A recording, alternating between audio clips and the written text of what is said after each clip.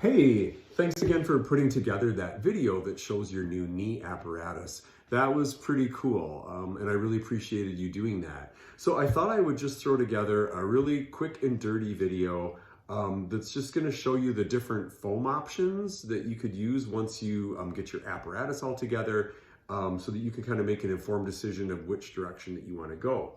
So basically, for this type of project, there's really just two different kinds of foam that I would, suggest that you use.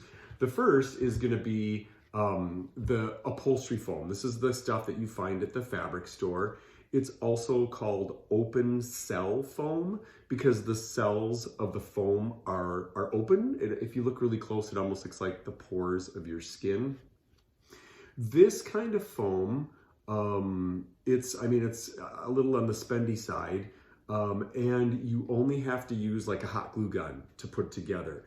The downside is that if you're trying to make the edges, if you're trying to put the foam together edge to edge like this, and then you want to try to bend it over like a round sort of a surface, like over your PVC, you're going to have sort of the seam sort of will come split open. It's not going to be as sort of seamless an application as the other kind of foam. Now, this is the kind of foam that dude used on Facebook. I don't know if you can see. Well, this is the picture from your Facebook page, really, that you sent me. And it's this kind of foam. This is called, it has all different kinds of names. It's called closed cell foam. It's called EVA foam. Polyethylene closed cell EVA foam. This you're gonna have to get probably like I go to a foam store. There's like a huge foam store really close to my house, which is kind of cool. You can also order it online. And this is called closed cell because it's smooth. It's just like those really thin sheets of craft foam that you'd get at the craft store. And this comes in different thicknesses. It looks like this guy, that looks like it's at least maybe 3/4 of an inch. That could even be an inch in thickness. That looks really, really thick. And for this kind of foam, to put this kind of foam together, you're going to need contact cement. It comes in all different brands. Barge is one of the names I think that he listed. This stuff, I'll do a little close up. I got this stuff from my hardware store, and it's just as long as it says contact cement on it. And I got like the smallest can because you don't really need a lot of it. But what you do need, if you use the contact, pretty much have to use the contact cement to do the closed cell foam. It's really the best glue to use. This stuff is like, it smells so bad. You have to buy a respirator to use it. This stuff, even after a minute or two of using it, it'll give you a headache. It'll make you feel physically ill.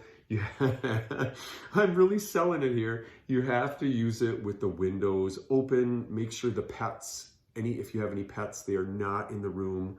I usually wear gloves just because it's not necessarily very water soluble to get off like your skin or your clothes. So if you decide to do this, I'm just going to do really show you really quickly how this works and the advantages. When you apply this stuff, I usually buy like those throwaway little foam sponges to apply it. You apply it and then you have to let it dry, like completely dry. It will go against all of your instincts for using glue. You do not want to use this wet. It will not work.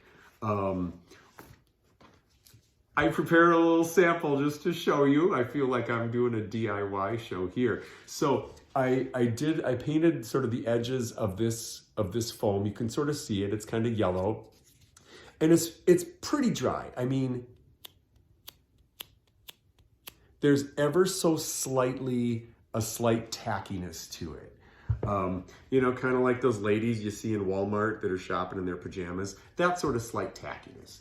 So you're gonna want it to be totally dry, and then all you do is you just line up your edges, you line up your edges, and then you just put them together and you kind of apply a little bit of pressure for maybe, I don't know, like 10 seconds, 15 seconds. And that's it. And that is really, really strong. Now, after it dries, you see how nice and almost seamless that is. This stuff you can bend, you know, you can kind of bend it around the PVC. It's gonna, as long as you get glue right up to the very edge of it, wherever there's glue, it's gonna hold pretty good. It's not gonna open up, and it's gonna have a really nice closed seam. So those are your foam options. If you definitely decide to go the EVA foam route, these are the supplies that you're gonna need. You're gonna need the foam, you're gonna need the contact cement, you're gonna need to buy a respirator. These things cost, I wanna say, this one is probably like 25, 30 bucks, something like that. It has paid for itself over and over again, because I do a lot of foam work. And so then the only thing that you really need to do is maybe once every year or two, depending on how much I use this, you just have to buy these little replacement filters, and they go in, and they don't cost very much. So the initial investment of the respirator is totally worth it. Like I said, if you're gonna do a lot of this foam work. So that's it. Thank you again for doing your video. Decide whatever you want to do, and like I said, if you want to do this, we can connect on FaceTime and do an even more sort of in-depth tutorial on how to do this. So that's it. Onward, and I look forward to seeing what you're going to do next with Squidward.